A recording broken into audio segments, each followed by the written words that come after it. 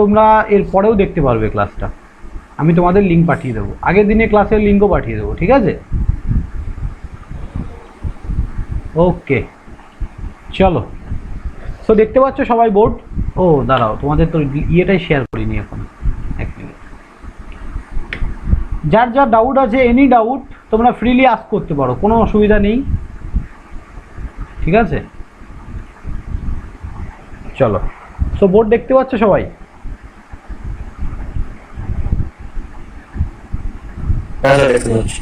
হ্যাঁ, চলো।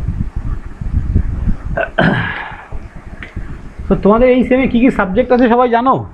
কি কি আছে বলো?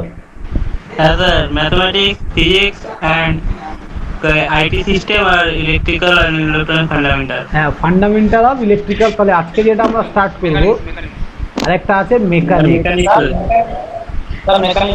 হ্যাঁ, তো তোমাদের সব থেকে ভালো একটা জিনিস যেটা তোমাদের ইয়েটা নেই, দাঁড়াও আমি আমার ভিডিওটা বন্ধ করি, না হলে এখানে ইয়ে হয়ে থাকবে।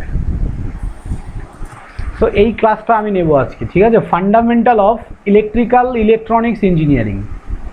তো দেখো তোমাদের একটা সাবজেক্ট যেটার নাম হচ্ছে সম, নাম শুনেছো কেউ এটা আগে? Exactly, strength of material. যেই সাবজেক্টটা আগে ফার্স্ট ইয়ারে পড়তে হতো, মাস্ট ছিল, সেটা কিন্তু এবার থেকে ফার্স্ট ইয়ার থেকে তুলে দিয়েছে। তো তোমরা লাকি, মানে লাকি লাকি বলবো, খুব খুব টাফ সাবজেক্টটা, ঠিক আছে? মানে ভালো সাবজেক্ট আর কি, স্ট্রং সাবজেক্ট। বেশিরভাগ স্টুডেন্টদেরই এর প্রবলেম হয়, ঘুরে ঘুরে সব সাবজেক্টই পড়িয়ে দিচ্ছে। তাই না? আমরা ইমেক আগে ফার্স্ট সেমিস্টারে পড়তাম, সেকেন্ড সেমিস্টারে দিচ্ছে, এটা ঘুরিয়ে ফিরিয়ে সব ডিভাইড করে দিয়েই দেবে ওরা। দিয়েই দেবে না। অ্যাকচুয়ালি সমটা আমার যেটা মানে পার্সোনাল ওপিনিয়ন, আমার মনে হয় না যে সম তোমার নন ডিপার্টমেন্টাল কেউ মেকানিক্যাল ছাড়া বাকিদের জানা দরকার আছে। মেকানিক্সটা ঠিক আছে, মেকানিক্স হচ্ছে আমাদের, হ্যাঁ সিভিল মেকানিক্যাল তো পড়া তোমরা পাবেই সম, কিন্তু এবার আমাদের ইলেকট্রিক্যালের সমের কোনো দরকার নেই, ঠিক আছে? আমরা বিটেকে কোনোদিনও পড়িনি, এবার ডিপ্লোমাতে কেন পড়তে হয় আমি ইলেকট্রিক্যালের স্টুডেন্ট না, সবাই ইলেকট্রিক্যাল নয়, এখানে সবাই মিক্স আছে, অটোমোবাইল আছে অনেক, সবাই তো ইলেকট্রিক্যাল নাও আই থিঙ্ক, তাই না? হ্যাঁ, মেকানিক্যাল আছে, অনেক ডিপার্টমেন্ট আছে। ওকে, সো দেখো এই সাবজেক্টটা পড়ার আগে, তো সম যেহেতু নেই আমি সম নিয়ে কথা বাড়াচ্ছি না। দেখো এই সাবজেক্টটা পড়ার আগে আমি তোমাদের একটু কয়েকটা কথা বলে নিই। এটা কিন্তু মানে যারা ইলেকট্রিক্যাল ইঞ্জিনিয়ার আছো তাদের কিন্তু একদম বেস। আরেকটা কি, এই সাবজেক্টটার আরেকটা গুরুত্ব হচ্ছে, এই সাবজেক্টটা গিয়ে তোমরা আবার পাবে for every department, not only electrical, not only electronics, for every department তোমরা এটা গিয়ে আবার পাবে কোথায়? জিলেটে পাবে, জিলেট। যদি কেউ ভাবো যে আমি হায়ার স্টাডি করবো বা বিটেক করবো, তাকে কিন্তু এই সাবজেক্টটা পড়তেই হবে, মাস্ট। এখান থেকে জিলেটে 15 নম্বর আসে, জিলেটে সম আছে। তাহলে জিলেটে কি থাকে একটু বলে নি, হ্যাঁ তোমরা তো হয়তো জানো না, তাই না? তাহলে এই 6টা সাবজেক্ট তোমরা কি প্রথম থেকেই খুব ভালো করে যদি প্রিপারেশনটা করো, মনে রাখবে ফার্স্ট ইয়ারের প্রিপারেশনটাই কিন্তু জিলেটে গিয়ে কাজে লাগে। তো জিলেটে কি থাকে? ইঞ্জিনিয়ারিং ম্যাথ থাকে, ঠিক আছে? এটাতে 20 মার্কস থাকে। তারপরে ইম্যাক থাকে, ইমেক যেটাকে বলা হয় মেকানিক্স, ইঞ্জিনিয়ারিং মেকানিক্স, এটাতে 15 মার্কস থাকে। তারপরে থাকে হচ্ছে সম, এটাতে 15 মার্কস থাকে।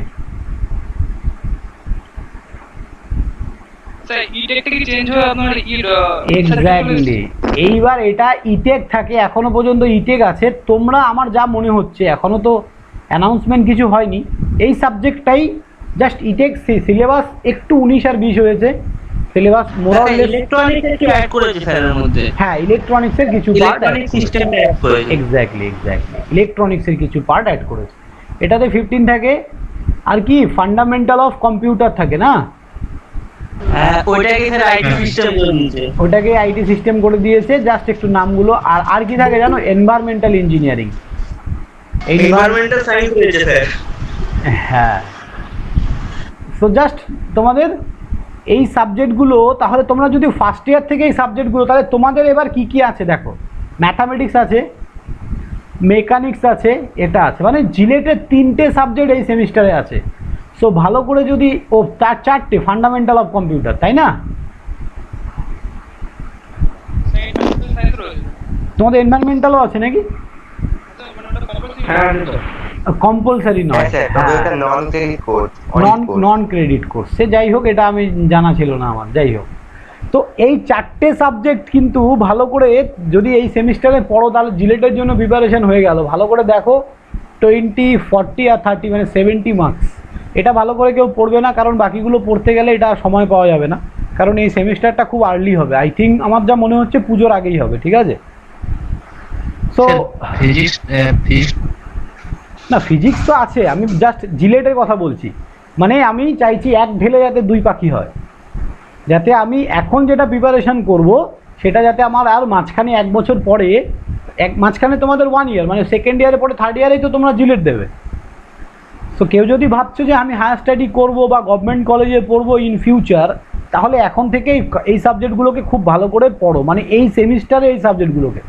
তাহলে দেখবে পরে যখন মানে তোমরা জিলেটের জন্য পড়ছো তখন আর মানে কারো গাইডেন্সের দরকার হবে না, নিজেরা সেলফ প্রিপারেশন করতে পারছো। কি বললাম বুঝলে তো? এই হচ্ছে ব্যাপার। এবার কম্পিউটারে যেমন এই, হ্যাঁ বলো বলো।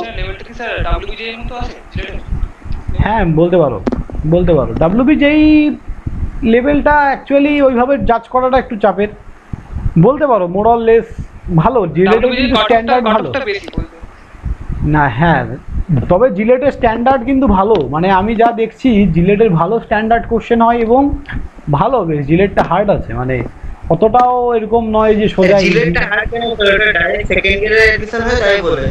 আর যদি তুমি WBJEE দাও ওটা তো ফার্স্ট ইয়ারে অ্যাডমিশন দিলে তুমি ফিজিক্স কেমিস্ট্রি এগুলো পড়তেই হবে ওটাতে। না না, তাহলে জিলেট তো আমরা নর্মাল স্টুডেন্ট তো দিতে পারবে না, জিলেট তো ডিপ্লোমা মাস্ট, সেটা বোঝো। হ্যাঁ ওইটাই তো বলছি স্যার। হ্যাঁ, বিএসসি স্টুডেন্টরাও দিতে পারবে জিলেটটা, হ্যাঁ। তো যাই হোক, এটাই ডিপ্লোমা কিন্তু মাস্ট। চলো, সো আমি মেনলি এই দুটো সাবজেক্টই পড়াবো, একটা হচ্ছে ম্যাথ আর হচ্ছে একটা তোমাদের fundamental of electrical and electronics engineering. চলো দেখো, সবাই কথা বলবে, যে যেখানে বুঝতে পারবে না সে সেখানে আমাকে বলবে। সো ফার্স্ট আজকে আমরা ইন্ট্রোডাকশন দেবো, what is current.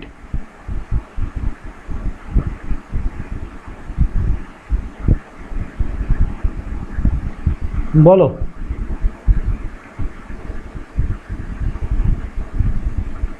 What is current, কি বলবে বলো? Flow of electron which was flow, sir বলছি। হ্যাঁ বাংলায় বলো না, কোনো অসুবিধা নেই, বলো বলো। একটা পার্টিকুলার মেটালের মধ্যে যে ইলেকট্রনটা পাস হয়, হ্যাঁ, ও ইলেকট্রনটা পাস হওয়ার জন্য ভোল্টেজ চাই, বাট যে ফ্লো হয় ইলেকট্রন ওটাকে কারেন্ট বলে। চলো তাহলে আমরা একদম একটা কাজ করি, একদম থেকে শুরু করি, একদম অ্যাটমিক স্ট্রাকচার থেকে শুরু করি। হ্যাঁ দেখো, একদম ইলেকট্রন কি সেখান থেকে শুরু করছি। চলো তাহলে একদম ডাউট ক্লিয়ার হয়ে যাবে, কেউ কোনো ডাউট রাখবে না। যতটুকু পড়ছো দেখো, আমার কাছে পড়ো না পড়ো সেটা পরের ব্যাপার, বাট এই যে 1 ঘন্টা থেকে 1.5 ঘন্টা তোমরা ওয়েস্ট করছো, ভালো করে বুঝে তারপরেই কিন্তু ক্লাস লিড করবে, একদম ডেডিকেটেডলি বুঝতে হবে। দেখো আমরা যদি অ্যাটমিক স্ট্রাকচার দেখি, দেখো অ্যাটমিক স্ট্রাকচার, ভেতরে কি থাকে? এটা নিউক্লিয়াস থাকে ভেতরে,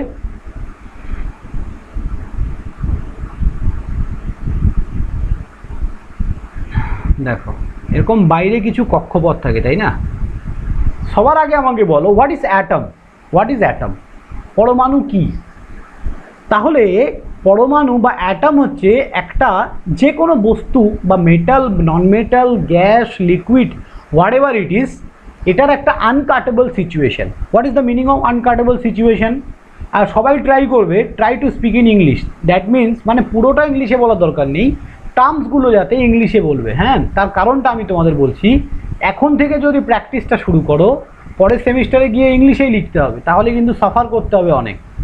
যারা বাংলায় লিখছো তাদেরকে বলবো ইংলিশে লেখা প্র্যাকটিস শুরু করো, এবং প্রত্যেকটা টার্মসকে ইংলিশে বলার চেষ্টা করো। আমি বলছি না এখনই বলতে হবে, আমার সাথে বাংলায় বলো, ইংলিশে বলো, যেভাবে ইচ্ছা, but try to speak in English. Okay, just try করো, দেখবে আস্তে আস্তে আস্তে আস্তে নিজের স্কিল নিজেই তোমরা ডেভেলপ করছো। চলো, সো অ্যাটমিক স্ট্রাকচার, এটাকে আমরা পরমাণু না বলে অ্যাটম বলার চেষ্টা করব। আস্তে আস্তে আমাদের দেখবে চেঞ্জ হয়ে যাবে সবার, কোনো চিন্তা নেই। কেউ ইংলিশ নিয়ে ভয় পাবে না। ফার্স্ট সেমিস্টারে আমারও অনেক ভয় লাগতো, বাট আমিও বাংলা মিডিয়াম থেকে এসেছি, আমারও কিন্তু সব আস্তে আস্তে ঠিক হয়ে গেছে। সো আলটিমেট সময় মানুষকে ঠিক করে দেয় সব কিছু, ভয় পাবে না, ব্যাস। সো অ্যাটমিক স্ট্রাকচার দেখো, অ্যাটম কাকে বলে? কোনো একটা, ধরো এটা একটা আপেল আছে বা একটা কলা আছে, বা তুমি যে পেনটা দিয়ে লিখছো তোমার সেই পেনটাকে যদি তুমি ভাঙতে থাকো, তুমি ব্রেক করতে থাকো, কতক্ষণ পর্যন্ত ব্রেক করবে বলো তো আমাকে? How many Times? তুমি কত দূর পর্যন্ত সেটাকে ব্রেক করতে পারবে? একটা এমন একটা সিচুয়েশন আসবে যখন একটা ডট পড়ে থাকবে, শুধু এই যে ডট, যেটাকে আর ভাঙা পসিবল নয়, রাইট? এটাকে আর ভাঙা যাবে বলো? যেটাকে আর ভাঙা পসিবল নয়, দ্যাট ইজ কল অ্যাটম। তার মানে কি বলেছে, যে কোনো একটা বস্তুর যদি আমি আনকাটেবল সিচুয়েশন, মানে আনকাটেবল, যেটাকে কাটা যায় না, আনকাটেবল সিচুয়েশন যদি তৈরি করতে পারি, that is called atom. Clear? কি বললাম?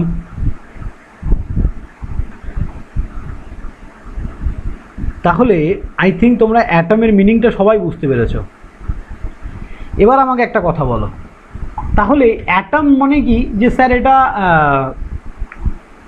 কণা, যে কোনো একটা কণা, এটা সব জায়গায় থাকতে পারে, জলেরও একটা কণা হতে পারে, গ্যাসেরও একটা কণা হতে পারে, প্লাস্টিক থেকে শুরু করে ইচ অ্যান্ড এভরিথিং, মানে প্রত্যেকটা বস্তুরই কি হবে? একটা কণা থাকবে, কিছু না কিছু মলিকিউলস দিয়েও কিন্তু তৈরি, কিছু না কিছু অ্যাটমস দিয়ে কিন্তু ও তৈরি। সো এরকম কোনো ব্যাপার নেই, তুমি যে খাতাটায় লিখছো সেই খাতাটারও কিন্তু অ্যাটম আছে, তুমি যে পেন দিয়ে লিখছো সেটাও কিন্তু অনেকগুলো অ্যাটম দিয়ে তৈরি, তার মানে অ্যাটম সব জায়গায় আছে।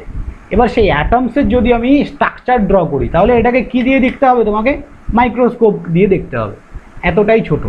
তবে এই অ্যাটমের যদি আমি স্ট্রাকচার তৈরি করি, সেটা কি দিয়ে তৈরি? তাহলে মনে রাখবে এই অ্যাটম তিনটে জিনিস দিয়ে তৈরি হয়, তিনটে জিনিস দিয়ে। একটা ফার্স্ট হচ্ছে নিউট্রন, তারপরে হচ্ছে প্রোটন, তারপরে হচ্ছে ইলেকট্রন।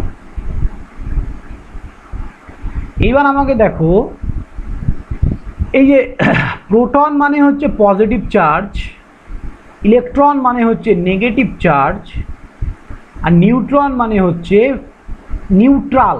নিউট্রাল কথাটা থেকে নিউট্রন কথাটা এসছে। তাহলে নিউট্রন বলতে বা নিউট্রাল বলতে কি? যার কোনো চার্জেস নেই, মানে ভ্যালেন্স, ফাঁকা জায়গা।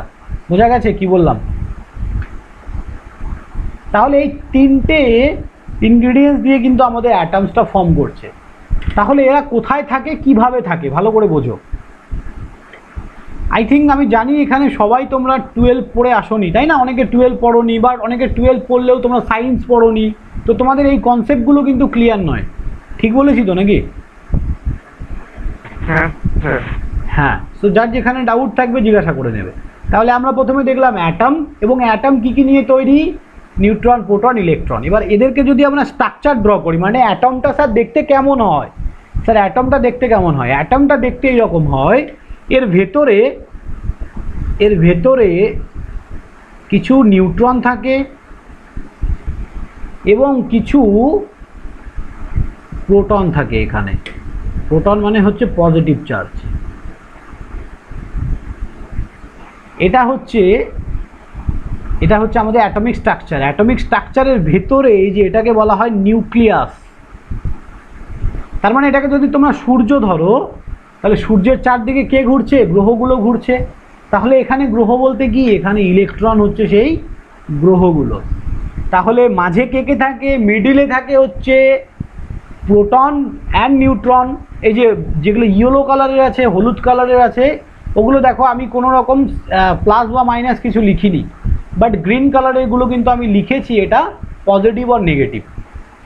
তাহলে এই ভেতরে থাকে হচ্ছে প্রোটন অ্যান্ড নিউট্রন। ভেতরে থাকে হচ্ছে প্রোটন আর নিউট্রন, এবং এই বাইরে যে কক্ষপথগুলো দেখতে পাচ্ছ এখানে থাকে হচ্ছে ইলেকট্রন। ঠিক আছে, এই যে ভেতরের এই পুরোটাকে একসাথে বলা হয়, যেখানে প্রোটন আর নিউট্রন একসাথে থাকে, এটাকে পুরোটাকে বলা হয় নিউক্লিয়াস। ঠিক আছে, এটাকে কি বলি আমরা? নিউক্লিয়াস। এবার একটা জিনিস দেখো, এই যে প্রথম কক্ষপথ, এই কক্ষপথটাকে আমরা কি বলি? First orbit. First orbit, orbit মানে কক্ষপথ, ফার্স্ট অরবিট। তাহলে এই ফার্স্ট অরবিটে কটা ইলেকট্রন আছে? আমি লিখেছি দুটো। ফার্স্ট অরবিটে অলওয়েজ দুটো ইলেকট্রন থাকে। সেকেন্ড অরবিটে অলওয়েজ কটা থাকে কেউ জানো? 8টা। কেন? কেন বলো বলো, ট্রাই করো। আরে ভুল না। Exactly, good boy. তাহলে আমরা কি জানি? মনে রাখবে সবাই, যারা জানো না ভালো করে দেখে নাও। Number of electron equal to number of electron in a orbit. এভাবে লিখো, in a orbit. That means একটা কক্ষপথের মধ্যে তার ফর্মুলা হচ্ছে 2n স্কয়ার। তাহলে 2n স্কয়ার কি স্যার? n ইজ আ, এই যে এখানে যে nটা লিখেছি, এই nটা হচ্ছে number of orbit. Exactly, number of orbit. তাহলে আমাকে একটা কথা বলো, এই প্রথম অরবিটে, এই যে প্রথম অরবিট মানে এইটার প্রথম অরবিটে আমি ইলেকট্রনের সংখ্যা বের করছি। তাহলে number of electron in a orbit কি হবে? এক্স্যাক্টলি, তার মানে n এর জায়গায় 1 হবে। 2 ইন্টু 1 স্কয়ার, দ্যাট মিনস 2। এই জন্য আমি দুটো ইলেকট্রনকে ড্র করেছি এখানে। তাহলে কি বললাম? 2n square. এটা এই পুরোটাকে একসাথে আমরা কি বলবো? Number of electron in a orbit. একটা অরবিটের মধ্যে কতগুলো ইলেকট্রন থাকবে। এইবার তুমি জাস্ট প্রথম অরবিট, তার মানে n এর জায়গায় 1 বসাবে। তাহলে 2 নম্বর অরবিটে n এর জায়গায় কত বসাবে? 2 বসাবো, তাই তো? তার মানে n এর জায়গায় 2 বসাবো, 2 স্কয়ার। তার মানে এটা করলে কত হবে? 2 স্কয়ার মানে 4, 4 ইন্টু 2 মানে 8। ওকে, তাহলে যে আনসার দিচ্ছ তুমি একটু চুপ করো, বাকিরা বলুক। বাকিরা আমাকে বলো, 3 নম্বর কক্ষপথে কটা ইলেকট্রন থাকবে? 3 নম্বর কক্ষপথে 18। এক্স্যাক্টলি, এইটাই বুঝে আনসার দাও, দেখবে কোনোদিনও ভুল হবে না।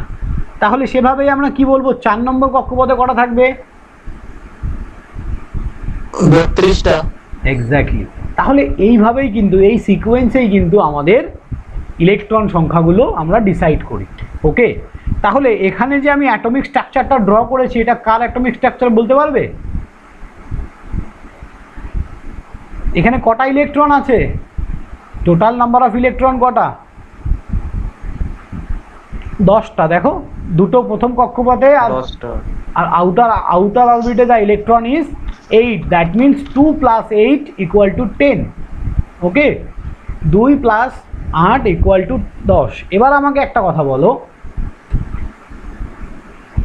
তোমাদের কি অ্যাটমিক নাম্বার মুখস্থ আছে?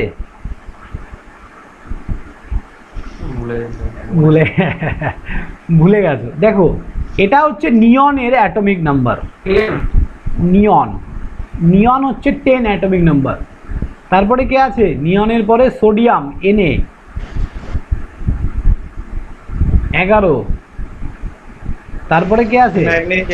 Magnesium 12, aluminium 13, silicon 14। তো যাই হোক, এগুলো আমাদের কিন্তু মুখস্থ রাখতে হবে মিনিমাম 1 থেকে 30। 1 to 30 অ্যাটমিক স্ট্রাকচার সবার মুখস্থ রাখা দরকার। ইঞ্জিনিয়ারিং স্টুডেন্ট থেকে শুরু করে, সায়েন্সের স্টুডেন্ট থেকে শুরু করে, ইচ অ্যান্ড এভরি স্টুডেন্ট যাদেরই ব্যাকগ্রাউন্ড সায়েন্স, তাদেরই যখনই তোমরা ইঞ্জিনিয়ারিং পড়তে এসছো মানে তোমার ব্যাকগ্রাউন্ড কিন্তু সায়েন্স। সো তোমার অবশ্যই এটা মুখস্থ রাখা দরকার, atomic structure. Without atomic structure মানে atomic number, without atomic number তুমি কিন্তু অনেক কিছু বলতেই পারবে না যে স্যার কন্ডাক্টর কোনটা, স্যার ইনসুলেটর কোনটা। মানে কন্ডাক্টর মানে কি? পরিবাহী। আর তারপরে ইনসুলেটর মানে কি? কুপরিবাহী। হ্যাঁ, একদম। আর সেমিকন্ডাক্টর মানে অর্ধপরিবাহী। তাহলে এই যে ব্যাপারগুলো, এই যে কন্ডাক্টর, সেমিকন্ডাক্টর, ইনসুলেটর, এগুলো কিন্তু চিনতেই পারবে না উইথাউট অ্যাটমিক নাম্বার ছাড়া। দেখো এখনই বুঝতে পারবে যে অ্যাটমিক নাম্বার যদি তোমরা জানো, হয়তো আগে কোনোদিনও তোমরা জিনিসটা ভাবোই নি এভাবে, শুধু যদি অ্যাটমিক নাম্বারটা তুমি জানো তাহলে তুমি বলে দিতে পারবে যে এটা কি মেটাল না নন মেটাল না সেমিকন্ডাক্টর। দেখো, সো আগে আমাকে বলো, সবার কাছে কি এটা ক্লিয়ার যে ইলেকট্রন কোথায় কোন কক্ষপথে কটা হবে? বলো সবার, each and every student tell me. হ্যাঁ স্যার ক্লিয়ার। ওকে, সো আমি যদি একদম একদম, তার মানে আমি নিয়নকে যখন ড্র করলাম, কিভাবে ড্র করলাম? 2+8 হিসাবে। 2+8, প্রথম কক্ষপথে 2টো, সেকেন্ড কক্ষপথে 8টা। তাহলে তোমরা আমাকে বলো, আমি যদি অ্যালুমিনিয়ামকে ড্র করি কিভাবে করব? অ্যাটমিক স্ট্রাকচার ড্র করলে কিভাবে করব? 2 দিয়ে ডিভাইড করব। 2 দিয়ে ডিভাইড স্যার নয়, প্রথম কক্ষপথে দুটো, দুটো, দ্বিতীয় কক্ষপথে 8টা, আর আটটা, তৃতীয় কক্ষপথে 3টে। 3টে। কিন্তু তৃতীয় কক্ষপথে কটা থাকার কথা? স্যার 18টা। তার মানে আছে 3টে। তার মানে কি এটা হচ্ছে maximum number, this is a maximum number. তার মানে যদি যদি এই যে এটা যদি নাম্বার হতো ধরো 29, 29 কার অ্যাটমিক নাম্বার জানো? কপার। ওয়াও, দারুণ। 29, দেখো 29কে যদি আমি লিখতাম কিভাবে লিখতাম বলো? 2 + 8 হ্যাঁ, প্লাস প্লাস 18 +1। তার মানে কি হচ্ছে দেখো, 2 আর 8 10, 10 আর 18 হচ্ছে 28, আর 1 29। তাহলে ভালো করে একটা জিনিস বোঝো যে এই 18টা হচ্ছে 3 নম্বর কক্ষপথের ম্যাক্সিমাম ইলেকট্রন সংখ্যা। যখনই 18টা ক্রস করবে তখনই কি হয়ে যাবে, সেটা তার পরের কক্ষপথে চলে যাচ্ছে। তার মানে 4 নম্বর কক্ষপথে চলে যাচ্ছে। তাহলে এখানে কি হচ্ছে, এখানে ম্যাক্সিমাম 18 পর্যন্ত বসবে, তারপরে কিন্তু 4 নম্বর কক্ষপথে চলে যাবে। তাহলে চলো আমরা একটু অ্যালুমিনিয়াম না করে সোডিয়ামেরটা করো, খুব সুন্দর হবে। সোডিয়ামেরটা অনেক কিছু বোঝা যায় সোডিয়াম থেকে। তাহলে দেখো, তাহলে সোডিয়ামের অ্যাটমিক স্ট্রাকচার যদি ড্র করি 2, 8 আর 1 হবে, রাইট? 2, 8 আর 1, কারণ কি সোডিয়ামের অ্যাটমিক নাম্বার কত বলো? 11। দেখো কোনো একটা অ্যাটমের অ্যাটমিক নাম্বার 11, তার কথাটার মানেটা কি? তার কথাটার মানে হচ্ছে এই অ্যাটমে 11খানা ইলেকট্রন আছে, 11খানা প্রোটন আছে। দেখো এত দেরি করে জয়েন করছে, বুঝতে না পারলে বলবে এই স্যার কি ভুলভাল বলে যাচ্ছে, কিছু বোঝা যায় না। দেখো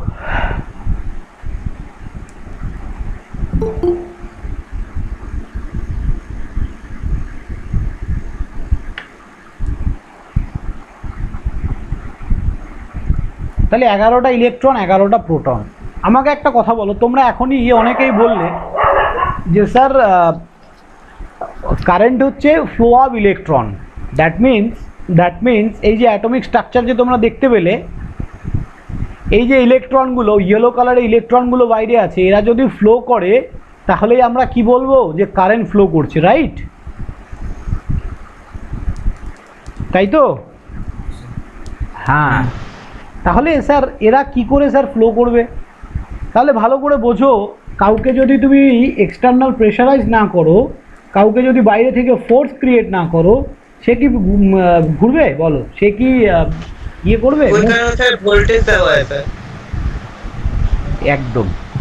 আমি আস্তে আস্তে টপিকসে আসছি। বাহ, তুমি অনেক কিছু জানো। যাই হোক, সো ভালো করে যারা বোঝো না, ভালো করে একটা জিনিস দেখো, যারা বোঝোনি এখনো, তুমি যদি এটাকে এক্সটার্নাল ফোর্স না দাও তাহলে কি এই ইলেকট্রনগুলো মুভ করবে? এখান থেকে কোথাও ঘুরবে বা কোথাও যাবে?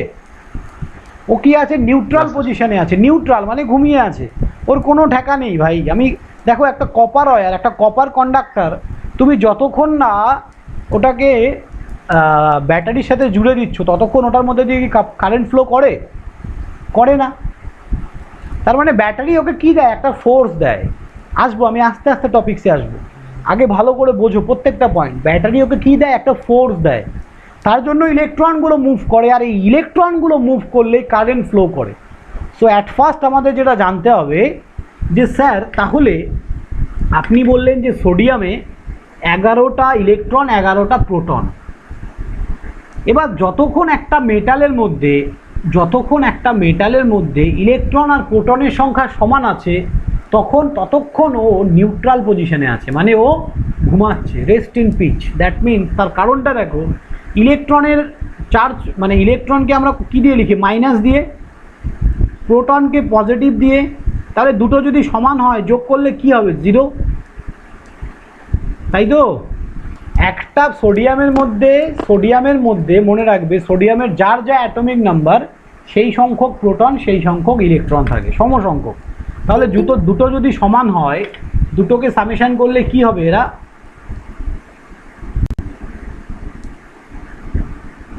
বলো, দুটোকে সামেশন করলে 0 হবে তো? যদি 0 হয় তার মানে কি আছে? এ নিউট্রাল পজিশনে, মানে ও একদম চুপচাপ আছে, ওর কোনো মুভমেন্টের দরকার নেই, কারণ ওর কোনো কিছু কমতি পড়েনি, তো ওর কোনো কিছু ঘাটতি হয়নি। তো তোমার বাড়িতে যখন খাবার থাকবে না তখনই তো তুমি কাজ করতে যাবে। তুমি যদি তোমার যদি সব কিছু ঠিকঠাক থাকে তুমি কেন যাবে, তাই না? এটা একটা কনসেপ্ট। সো এই একটা কনসেপ্ট, তো এটাকেই এখানে কিন্তু আমরা বলছি যে নিউট্রাল পজিশনে আছে। তাহলে আমরা কি করি? এই যে বাইরের কক্ষপথে যে ইলেকট্রনগুলো আছে এগুলোকে এক্সটার্নাল ফোর্স দিয়ে কি মুভ করাই। যখনই ইলেকট্রনটা মুভ করবে তখনই কি এই সোডিয়ামের কি দরকার পড়বে? সোডিয়ামের একটু অ্যাটমিক স্ট্রাকচারটা ড্র করি। দেখো তোমরা আর জীবনে কোনোদিনও ভুলবে না যে স্যার কারেন্ট কি, ভোল্টেজ কি। এক কথায় আমরা সবাই বলে দিই current is a flow of electron, কিন্তু এর পেছনে যে কত কথা আছে সেটা কেউ বলে না। দেখো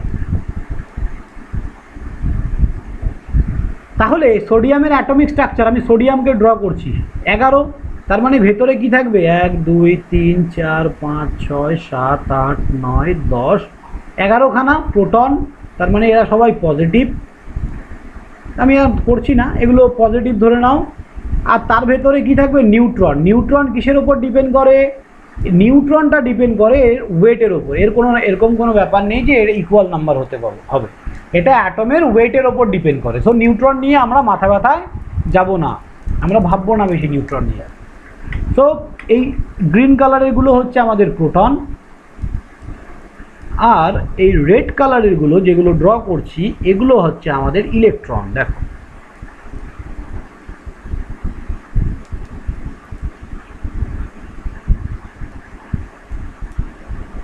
আউটার অরবিটে ইলেকট্রন, এই আমাদের অ্যাটমিক স্ট্রাকচার।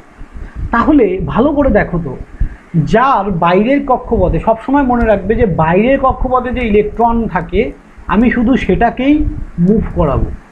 বাইরের কক্ষপথে যে ইলেকট্রন থাকে আমি সেটাকে মুভ করাবো। তাহলে তোমার কি মনে হয় কোনটা বেশি ইজি হবে? এর বাইরের কক্ষপথে কটা ইলেকট্রন আছে? 8টা। এর বাইরের কক্ষপথে কটা ইলেকট্রন আছে? 1টা। কোনটা বেশি ইজি হবে মুভ করানো? যার 1টা আছে, তাকে কম ফোর্স দিলেই মুভ করে যাবে, তাকে আমি অল্প ফোর্স দিব ও কি করবে? মুভ করবে, রাইট? সো মনে রাখবে বাইরের কক্ষপথের, এই যে বাইরের কক্ষপথের ইলেকট্রনগুলোকে কি বলা হয়? Valence electron. Valence electron, valence electron. Outer অরবিটের ইলেকট্রনকেই ভ্যালেন্স ইলেকট্রন বলা হয়। তাহলে স্যার ফ্রি ইলেকট্রন কি? দেখো ফ্রি ইলেকট্রনও সেম জিনিস। ফ্রি ইলেকট্রন হচ্ছে বাইরের কক্ষপথের যে ইলেকট্রনগুলো এক্সটার্নাল ফোর্স দিলে খুব ইজিলি মুভ করবে। তাহলে কি বললাম? বাইরের কক্ষপথে যে ইলেকট্রনগুলো এক্সটার্নাল ফোর্স দিলে খুব ইজিলি মুভ করবে সেগুলোকে আমরা বলবো ফ্রি ইলেকট্রন, আর বাইরের কক্ষপথে ইলেকট্রনগুলোকে আমরা বলবো ভ্যালেন্স ইলেকট্রন। দুটোর মধ্যে তফাৎ বোঝা গেছে? তার মানে ভ্যালেন্স ইলেকট্রন মানে বাইরের কক্ষপথে যতগুলো ইলেকট্রন থাকুক না কেন এটাও ভ্যালেন্স ইলেকট্রন। 8খানা ইলেকট্রন আছে, এটাও ভ্যালেন্স ইলেকট্রন, বাট এটাকে আমরা ফ্রি ইলেকট্রন বলতে পারি না। তার কারণ এই ইলেকট্রনগুলো তাহলে স্যার তো এটা অরবিট ফুলফিল রয়েছে। অরবিট ফুলফিল রয়েছে, দ্যাট ইজ অ্যানাদার ম্যাটার। তার কারণটা আমি মেন বলি, এটাকে তুমি এক্সটার্নাল ফোর্স দিলে খুব ইজিলি মুভ করাতে পারবে, বুঝতে পারলে তো? তুমি বাইরে থেকে একে ফোর্স ক্রিয়েট করলে খুব ইজিলি মুভ করাতে পারবে না, বাট এই ইলেকট্রনগুলো, এই বাইরের এই ইলেকট্রনটাকে খুব ইজিলি মুভ করাতে পারবে। তাহলে তুমি বলবে যে স্যার ফ্রি ইলেকট্রন আমরা কি করে বুঝবো কটা থাকলে ফ্রি ইলেকট্রন হবে? যদি 4-এর কম থাকে, মানে 1 2 3 লেস দ্যান 4, 4-এর কম থাকলে বা 4-এর সমান বা 4-এর সমানই ধরো, 4-এর কম দরকার নেই, 1 থেকে 4 পর্যন্ত 1 2 3 4 4টে ইলেকট্রন যদি বাইরের কক্ষপথে থাকে সেটাকেই আমরা কি বলবো? Free electron. ঠিক আছে? যখনই 5টা হয়ে যাবে তখনই সেটাকে আমরা ফ্রি ইলেকট্রন বলবো না। এখনই বুঝে যাবে যে কেন বলবো না, দেখো এক্ষুনি বুঝে যাবে। প্রত্যেকটা জিনিসের যুক্তি আছে। হ্যাঁ, দেখো, সো আগে বলো যে এই পর্যন্ত কি তোমরা সবাই বুঝেছো আমি কিভাবে ড্র করলাম? আর ফ্রি ইলেকট্রনটা একবার স্যার বলে দেবেন স্যার। দেখো, ফ্রি ইলেকট্রন কাকে বলছে ভালো করে বোঝো। ফ্রি ইলেকট্রন মানে হচ্ছে বাইরের কক্ষপথে যে ইলেকট্রনগুলো আছে সেগুলোকে যদি তুমি এক্সটার্নাল কোনো ফোর্স দিয়ে যদি ইজিলি মুভ করাতে পারো, that is call free electron. কি বললাম? বলো তুমি আমার সাথে একবার বলো, দেখবে শিখে যাবে। বলো। তো বাইরের কক্ষপথে যতগুলো ইলেকট্রন আছে সেই হ্যাঁ। ইলেকট্রনগুলোকে বাইরে থেকে ফোর্স দিয়ে যদি মুভ করাতে ইজিলি মুভ পারলে করানো যায়, দেখো তুমি এটাকেও মুভ করাতে পারবে, তুমি এটাতেও মুভ করাতে পারবে, কিন্তু যা ফোর্স দরকার হবে সেটা হিউজ অ্যামাউন্ট অফ ফোর্স। ঠিক আছে? কিন্তু একে খুব অল্প ফোর্স দিলে এটা খুব ইজিলি মুভ করে যাবে, তার জন্য এটাকে আমরা ফ্রি ইলেকট্রন বলছি। বোঝা গেল? তাহলে স্যার বাইরের কক্ষপথে কটা ইলেকট্রন থাকলে আমরা বলবো এটা ফ্রি ইলেকট্রন? 1 থেকে 4 পর্যন্ত, মানে একটা থাকলেও বলবো ফ্রি ইলেকট্রন, 4টে থাকলেও বলবো, 3টে থাকলেও বলবো, 2টো থাকলেও বলবো। ওকে, এইবার কি হয় দেখো, এই ইলেকট্রনটা যদি মুভ করে তার মানেই হচ্ছে কারেন্ট ফ্লো করছে। তাহলে তোমরা যদি কপারের কি হয়, কপার কন্ডাক্টরের মধ্যে দিয়ে কি হয়? কারেন্ট ফ্লো করে ইয়েস স্যার। কপারে। তাহলে কপারের অ্যাটমিক স্ট্রাকচারটা আবার ড্র করি, দেখো। তাহলে এটা নিউক্লিয়াস, এর 4টে অরবিট থাকবে, 2 3 4।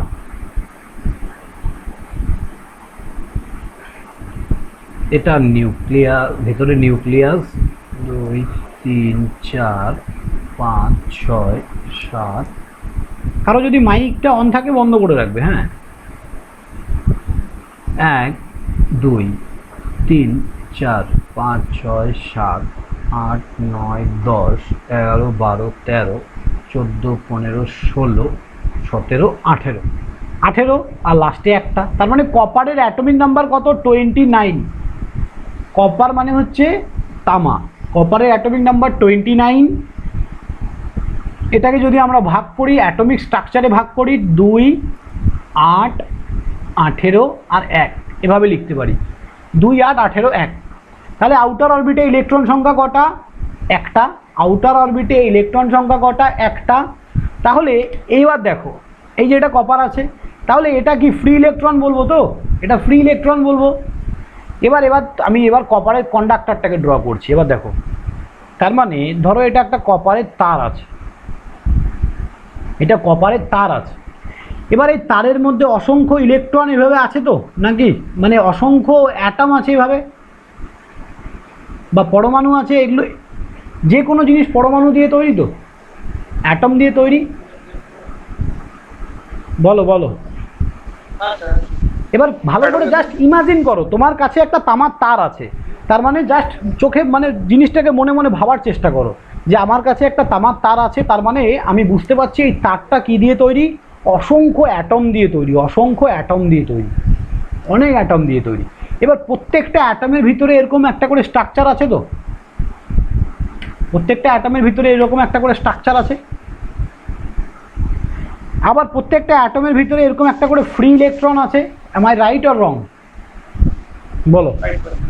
ওকে, তাহলে এই প্রত্যেকটা ইলেকট্রনকে, এই যে এখানকার ইলেকট্রন, এইটাকে যদি আমি একটু বড় করে ড্র করি, এই তারটাকে একটু তোমাদেরকে জাস্ট ভিজুয়ালাইজেশনটা ভালো হবে।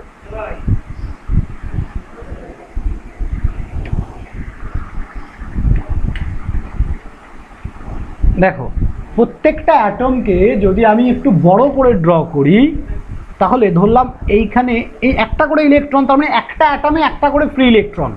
তাহলে আমি শুধু এখানে ইলেকট্রনগুলোকে দেখাচ্ছি, এরকম পরপর অনেক ইলেকট্রন এখানে আছে, আছে তো? বলো। তাহলে ই মাইনাস মানে কিন্তু ইলেকট্রন, হ্যাঁ, ই মাইনাস মানে ইলেকট্রন, বা শুধু মাইনাস দিয়েও লিখতে পারো। তাহলে কি আছে, এই এক একটা করে অ্যাটম, একটা অ্যাটমের ভিতরে একটা করে ফ্রি ইলেকট্রন, তাহলে আমি শুধু ফ্রি ইলেকট্রনগুলোকে লিখলাম। এবার এই তারটাকে আমি কোথায় লাগালাম? আমার ব্যাটারিতে লাগালাম, এই যে ব্যাটারি।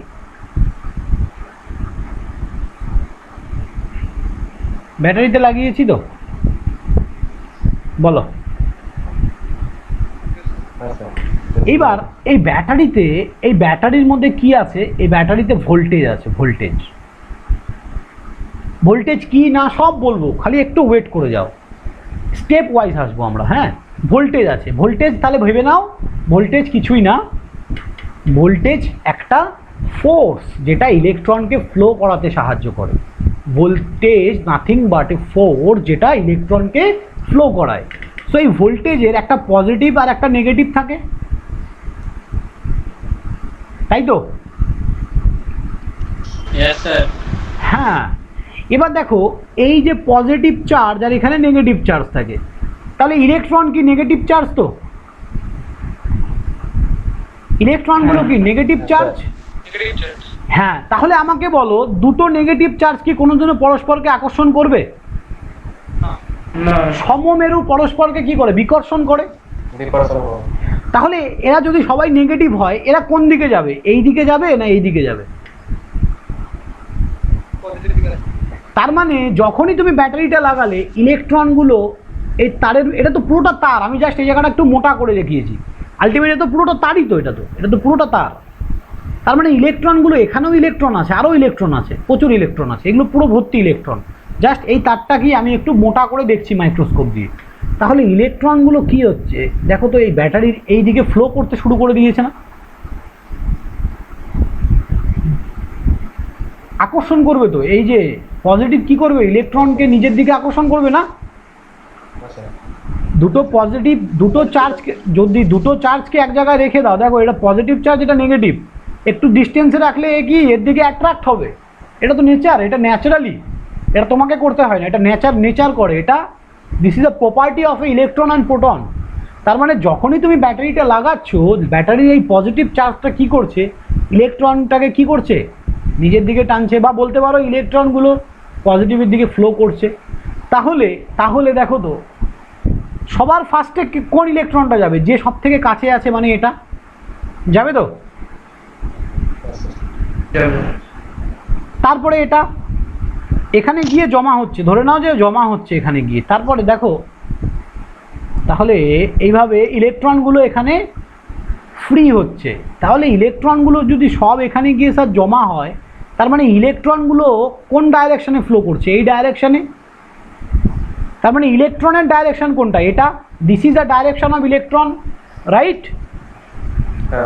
তাহলে এটা যদি ইলেকট্রনের ডাইরেকশন হয়, ভালো করে দেখো, সবার প্রথমে এই ইলেকট্রনটা, সবার প্রথমে এ খালি হলো, তারপরে এই সিটটা খালি হলো, তারপরে এই সিটটা খালি হলো।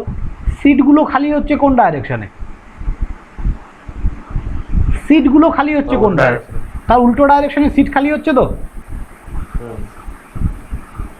ভালো করে বোঝো, ইলেকট্রনগুলো যদি এই দিক থেকে খালি হয়, সিটগুলো কি? আমি যদি তাকিয়ে দেখি, আমি যা ধরো এই লাইন বরাবর বিয়ে বাড়িতে গেছো, দেখো বোঝার চেষ্টা করো ভাই, জীবনে কোনোদিনও ভুলবে না যে কারেন্ট কি। এইভাবে তুমি বিয়ে বাড়িতে গেছো, তুমি দাঁড়িয়ে দেখছো এখানকার লোকটা উঠে এদিকে চলে গেল, তারপরে এ, তারপরে এ, তারপরে এ। তার মানে ইলেকট্রনগুলো এইদিকে যাচ্ছে। এবার প্রথম কোন সিটটা খালি হলো? এই সিটটা। তারপরে কোন সিটটা খালি হলো? এই সিটটা। তারপরে এই সিটটা খালি হলো, তারপরে এই সিটটা। তাহলে সিট খালি হচ্ছে কোন ডাইরেকশানে? তার অপোজিট ডাইরেকশনে। বিপরীত দিকে। সবাই বলো, সবাই বলো, বুঝতে পেরেছো কি বললাম? হ্যাঁ স্যার। ক্লিয়ার? রমিত বলো। হ্যাঁ স্যার। একদম একদম। শশিকান্ত, রিতম, হ্যাঁ, সবাই স্যার। বলো। হ্যাঁ হ্যাঁ স্যার, বুঝতে পেরেছি। বুঝতে পেরেছো। তার মানে ভালো করে বোঝো, তার মানে আমরা কি বলি, what is current? Current is a flow of electron. Current is a flow of electron. Electron যেদিকে ফ্লো হয় কারেন্ট তার উল্টো দিকে ফ্লো করে, বলি তো? হুম। তাহলে এটা যদি ইলেকট্রনের ফ্লো হয় তাহলে এটা কার ফ্লো? কোনটা বুঝলাম না।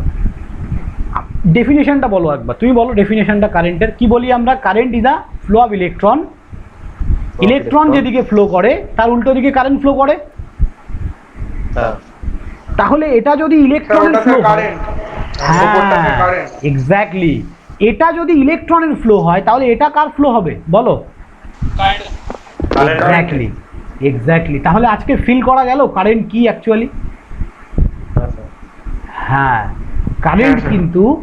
কিন্তু এই যে সিটটা খালি হচ্ছে, এই সিট খালির ডাইরেকশনটা, তার মানে ইলেকট্রন যেদিকে ফ্লো করছে তার অপোজিট সাইডে যে ইলেকট্রনগুলো ব্ল্যাঙ্ক হচ্ছে, that means this is called current. তার মানে আমরা এতদিন ছোটবেলার থেকে শুনে এসেছি ইলেকট্রন যেদিকে ফ্লো করে কারেন্ট তার উল্টো দিকে ফ্লো করে। এইভাবে কি কোনোদিনও জিনিসটাকে বুঝেছো বলো?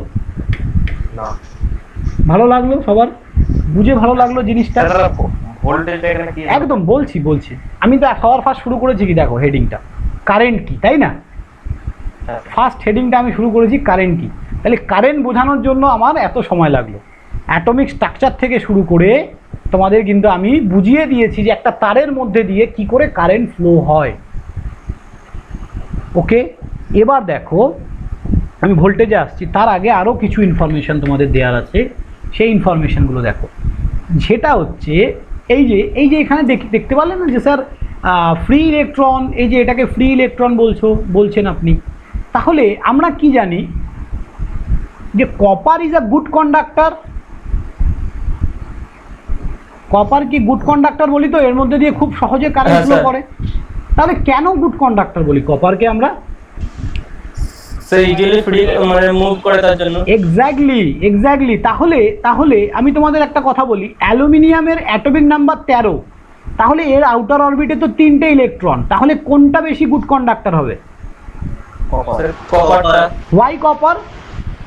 স্যার ইজিলি মুভ করছে। তার কারণ হচ্ছে কপারের আউটার অরবিটে ইলেকট্রন সংখ্যা অনেক কম।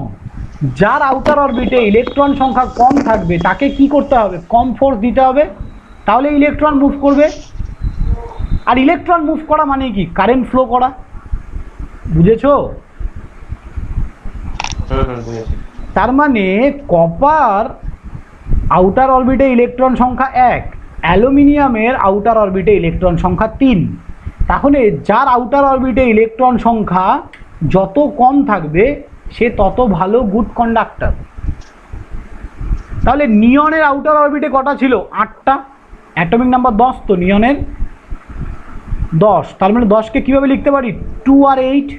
তার মানে আউটার অরবিটে ইলেকট্রন কটা ছিল? 8টা। তাহলে আউটার অরবিটে যদি ইলেকট্রন 8টা থাকে তাহলে একে কি মুভ করানো সহজ হবে? না না স্যার, কষ্ট হবে। নর্মালি নিয়ন একটা কি গ্যাস না?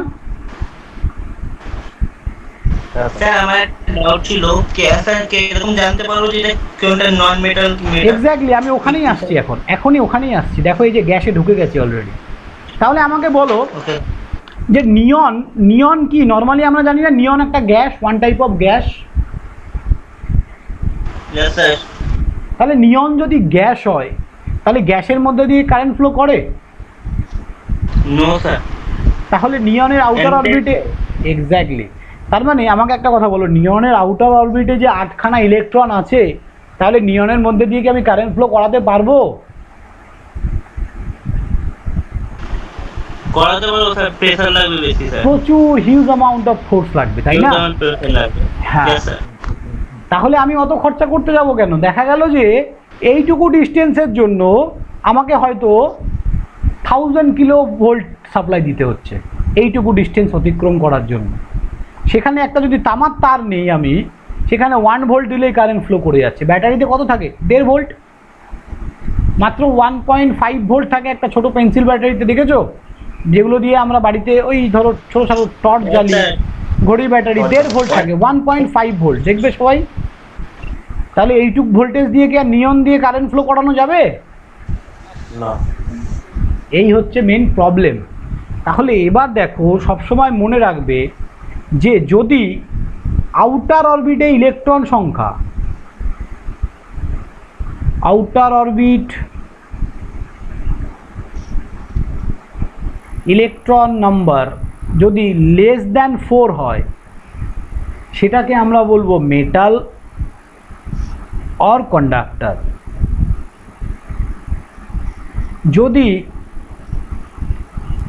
আউটার অরবিটে ইলেকট্রন নাম্বার গ্রেটার দ্যান 4 হয়, that is called non metal. সেটা গ্যাসও হতে পারে বা এনি লিকুইড হতে পারে। Non metal or insulator. আর যদি চালের সমান হয় তাহলে কি বলবো বলো? সেমিকন্ডাক্টর।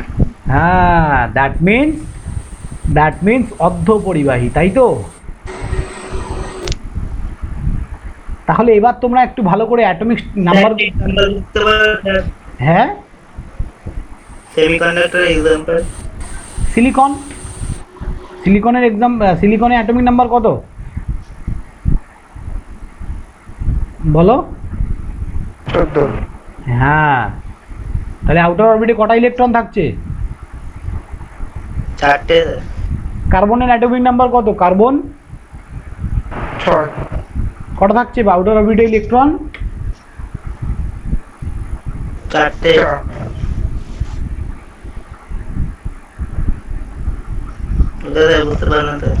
বুঝতে পারলে? তাহলে আমাকে তোমরা এবার বলো তো, ম্যাগনেসিয়াম কি হবে? কন্ডাক্টর না সেমিকন্ডাক্টর নাকি ইনসুলেটর, কি হবে? ম্যাগনেসিয়াম অ্যাটমিক নাম্বার কি রে? এটা তো তোমাকে বলতে হবে ভাই। 12। তার মানে কি এবার তুমি বলো তাহলে? বলে দিয়েছে তোমার বন্ধু। Wow, metal sir. এগুলো আগে জানা ছিল তোমাদের? No sir. হ্যাঁ, এগুলো খুব ইন্টারেস্টিং থিংস। ওকে, অনেকে জানো, যারা 12 দিয়ে এসছো যারা জানে, যারা 12 করে আসোনি তারা জানো না, ঠিক আছে? সো আমি সবার জন্যই বলছি, কারণ আমি ফিল করেছি যে যারা পড়তে আসে অনেকেই 12 না দিয়েই আসে, মাধ্যমিক দিয়ে আসে বা আর্টস ব্যাকগ্রাউন্ড থেকে আসে।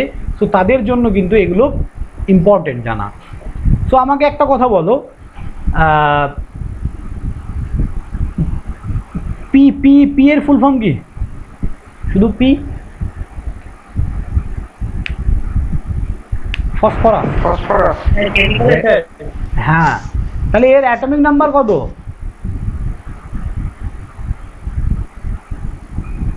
15। এটা কি হবে? অ্যাটম, তোমার এটা কি হবে? মেটাল, নন মেটাল আর insulator? What is it? Non metal. একদম নন মেটাল। জার্মেনিয়ামের অ্যাটমিক নাম্বার কত? 32। এটা কি হবে বলো?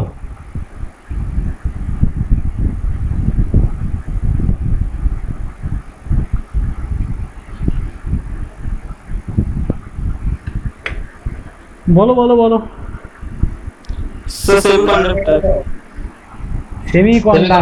সেমিকন্ডাক্টর। কেন 32কে ভাঙো? 2, 8, 18 কত হলো? 28। 28 আর 4 32। আউটার অরবিটে কটা ইলেকট্রন? 4টে। That means semiconductor. ক্লিয়ার? বলো, আর কোনোদিনও কোনো ডাউট থাকবে কারো? না স্যার, আপনাকে অনেক থ্যাংক ইউ স্যার, অনেক বছর দিয়ে না গো, সেমিকন্ডাক্টর মেটালের মধ্যে পড়ে না, অর্ধপরিবাহী। So what is semiconductor? দেখো ডেফিনেশনটা বলছি আমি। Semiconductor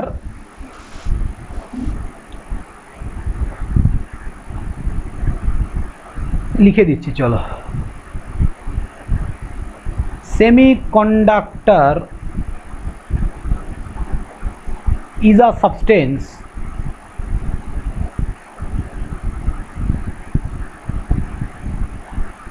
which have a resistance in between conductor and insulator.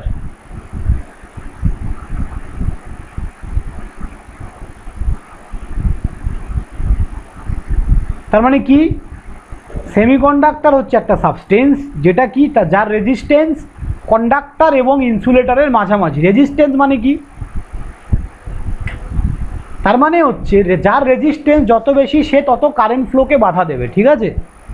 তাহলে মনে রাখবে এর রেজিস্ট্যান্স কি কন্ডাক্টর আর ইনসুলেটরের মাঝামাঝি, তার মানে এর পরিবহন কি হবে, কারেন্ট পরিবহন কন্ডাক্টর আর ইনসুলেটরের মাঝামাঝি। তার মানে কন্ডাক্টরের থেকে ইলেকট্রিসিটি কম ফ্লো করতে পারে কিন্তু ইনসুলেটরের থেকে বেশি ফ্লো করতে পারে। ক্লিয়ার হয়েছে? এগুলো আরও বিস্তারিত পড়বো, এইটার নাম হচ্ছে সেমিকন্ডাক্টর ফিজিক্স। এই সেমিকন্ডাক্টর ফিজিক্স তার মানে তোমাদের ইলেকট্রনিক্সের যে পার্টটা আছে খুব সুন্দর করে আমি পড়াবো। In semiconductor each and everything electron, proton, majority carrier, minority carrier, প্রত্যেকটার মুভমেন্ট যদি তোমরা ভিজুয়ালাইজ করতে না পারো, জাস্ট এই বোর্ডটা শুধু তাকিয়ে থাকবে, তোমরা চোখ বন্ধ করলে মনে হবে যেন হ্যাঁ ফ্লো করছে। দেখো ইঞ্জিনিয়ারিং হচ্ছে একটা ফিলিংস, তুমি যতদিন ফিল করতে না পারছো জিনিসটাকে ততদিন তুমি শিখতে পারবে না। যেই দিন তুমি ফিল করবে না তুমি, সেই দিনই তুমি শেখা শুরু করেছো। সো বলো, semiconductor is a substance which have a resistance in between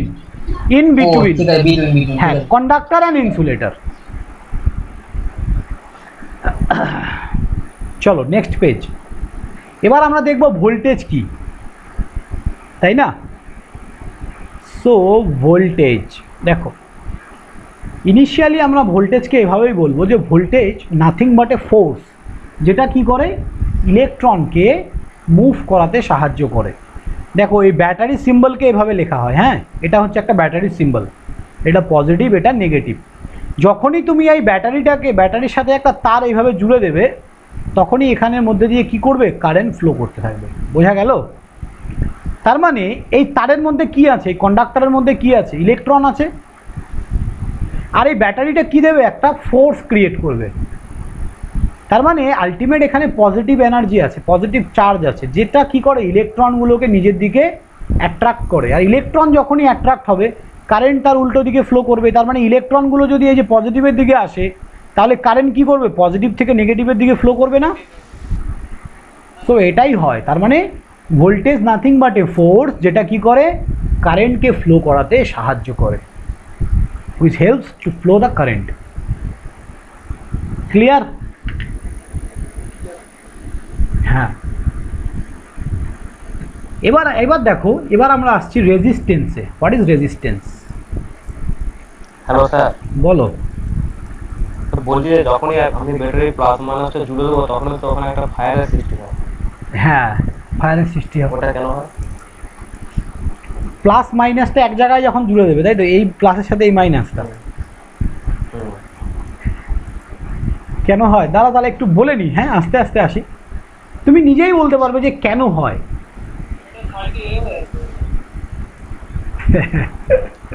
কি হয়ে যাচ্ছে বলো, সার্কিটটা কি হয়ে যাচ্ছে? শর্ট সার্কিট বলে, এক্স্যাক্টলি। তো শর্ট সার্কিটটা কি অ্যাকচুয়ালি কি হয় স্যার, ওটার ভেতরে কি হয়, তাই না? এটা তো জানতে হবে আমাদের।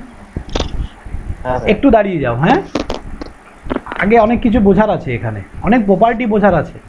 রেজিস্ট্যান্স কি, ইন্ডাক্টর কি, ক্যাপাসিটর কি, এবার ব্যাটারির ভেতরে কি থাকে স্যার, এর ইন্টারনাল ক্যারেক্টারিস্টিক্স কি হয়, এগুলোও জানতে হবে, তাই না? ওকে, বলবো সব বলবো, এগুলো প্রচুর ইন্টারেস্টিং। দেখো আগে আমাকে বলো হোয়াট ইজ রেজিস্ট্যান্স। তার মানে কি, রেজিস্ট্যান্স কি করে, কারেন্ট ফ্লোকে বাধা দেয়, রাইট? রোধ। তার মানে যেটা কারেন্ট ফ্লোকে বাধা দেয়। তাহলে আমরা কি জানি যে যার রেজিস্ট্যান্স যত বেশি হবে তার কারেন্ট ফ্লো তত কম হবে। তোমরা ওহমস ল দেখেছো? ওহমস ল কি বলেছে? ওহমস ল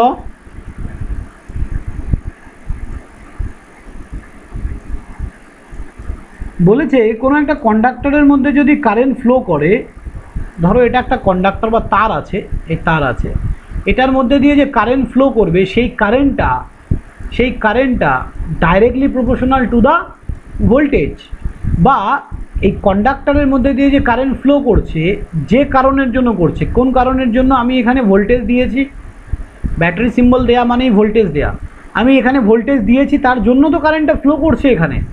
তাহলে আমরা যত ভোল্টেজ বাড়াবো কারেন্ট ফ্লো কী করবে, ইনক্রিজ করবে না? হ্যাঁ, এক্স্যাক্টলি, ভি ভ্যারিজেস আই। তার মানে ওহমস কি বলেছে যে কোনো একটা কন্ডাক্টরের মধ্যে দিয়ে যে কারেন্ট ফ্লো করছে কার জন্য করছে, ভোল্টেজের জন্য। ভোল্টেজ ইনক্রিজ করলে কারেন্ট ইনক্রিজ করবে। সো এই ভোল্টেজটাই হচ্ছে directly proportional to the current. এবার এখানে কিছু কনস্ট্যান্টের কথা বলেছি, অ্যাট টেম্পারেচার কনস্ট্যান্ট,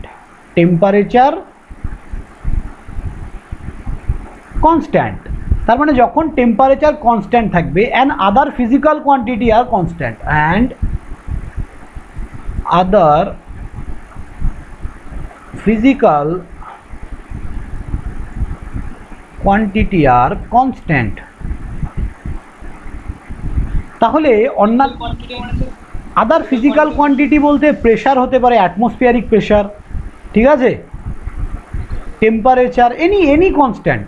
তার মানে বাকি সব কিছু কনস্ট্যান্ট থাকতে হবে। তাহলে নর্মালি তোমার বাড়িতে প্রতি মুহূর্তে, তুমি এখন যে বসে আছো তোমার ঘরে, প্রতি মুহূর্তে কি টেম্পারেচার চেঞ্জ হচ্ছে না? প্রত্যেকটা মুহূর্তে, ধরো এখন হয়তো 32.3 আছে, একটু পরে দেখলে 32.35 হয়ে গেল। তার মানে এই যে সামান্য যে চেঞ্জেস, এটা তো হচ্ছে। তাহলে ওহম যেটা বলেছে যে অ্যাট কনস্ট্যান্ট টেম্পারেচার, এটা কোথায় পসিবল? এটা কি ইন রিয়ালিটিতে পসিবল, মানে নর্মাল ওয়েদারে পসিবল বা বাড়িতে পসিবল এটা? তার মানে ওহমস যে লটা দিয়েছে এটা for only ideal condition only.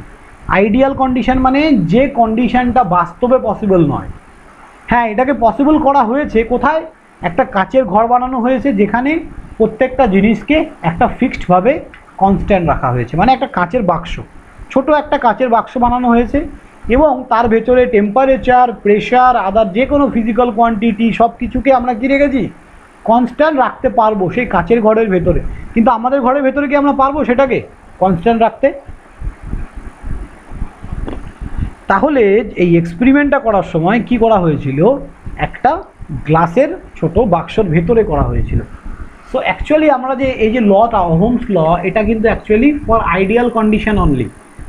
তাহলে এটাকে আমরা স্ট্যান্ডার্ড ধরে সবগুলোকে বের করি, স্ট্যান্ডার্ড ধরি, কিন্তু অ্যাকচুয়ালি স্ট্যান্ডার্ড হয় না, ঠিক আছে? তো এই ওহমস ল থেকে আমরা কি পেয়েছি, V directly proportional two I. Voltage যে এখানকার অ্যাপ্লাই ভোল্টেজ, এটা কারেন্টের সঙ্গে কী হবে, ডাইরেক্টলি প্রপোর্শনাল। তার মানে ভোল্টেজ বাড়লে কারেন্ট বাড়বে। তাহলে এই প্রপোর্শনালটা তুলে দিলেই কি হয়, একটা কনস্ট্যান্ট বসে না? এক্স্যাক্টলি, এখানে একটা আর লেখা হয়, এই আরটাই হচ্ছে কনস্ট্যান্ট, এটা হচ্ছে আমাদের কনস্ট্যান্ট। তাহলে এটাকে কি বলি আমরা, রেজিস্ট্যান্স বলি। তাহলে স্যার এই আরটা এখানে কেন কনস্ট্যান্ট হলো, ভালো করে বোঝো। তোমার বাড়িতে তুমি একটা সুইচ লাগিয়েছো, এখানে একটা সুইচ আছে, আর এই সুইচের সাথে এখানে তোমার কানেক্টেড আছে তোমার ফ্যান, ঠিক আছে? তাহলে এই যে তারের লেন্থ, সুইচ থেকে ফ্যান পর্যন্ত যে তারের লেন্থ, ওটা কি তুমি প্রতিদিন রাতে সকালে গিয়ে চেঞ্জ করো এই লেন্থটা? না স্যার। একবার ওয়্যারিং হয়ে গেলে, বাড়িতে একবার ওয়্যারিং হয়ে গেলে আর তো আমি চেঞ্জ করি না, তাই না? আমার একটা ফিক্সড। তাহলে লেন্থ যদি ফিক্সড হয়, তার মানে এই লেন্থটা যদি ফিক্সড হয়, তাহলে এই তারের কারেন্টকে বাধা দেওয়ার ক্ষমতাও কি ফিক্সড। প্রত্যেকটা তারের যে কোনো তার, যে কোনো মেটাল, কিছু না কিছু রেজিস্ট্যান্স আছে, তার মানে কিছু না কিছু কারেন্ট ফ্লোকেও বাধা দেয়, বলতে ওর মধ্যে কিছু না কিছু লসেস ক্রিয়েট হয়। ভালো করে বোঝো, যে কোনো তার, একটা নর্মাল তার, এর মধ্যে দিয়ে যে কোনো, ভালো করে বোঝো, একটা জিনিস অন্যভাবে এক্সাম্পল দিই। দেখো, তুমি যতটা খাচ্ছ, সারাদিনে যা খাও পুরোটাই কি আউটপুট হয় আমাদের? কিছুটা আমাদের এনার্জি হিসাবে শরীরে গেইন করি আমাদের, রাইট? আমরা যা খাওয়া দাওয়া করি পুরোটাই তো আউটপুট হয় না, পুরোটা আউটপুট হয়তো মরে যাবো আমরা। তার মানে কি কিছুটা এনার্জি তোমার শরীর গেইন করছে, তাহলে সেই এনার্জিটা কি?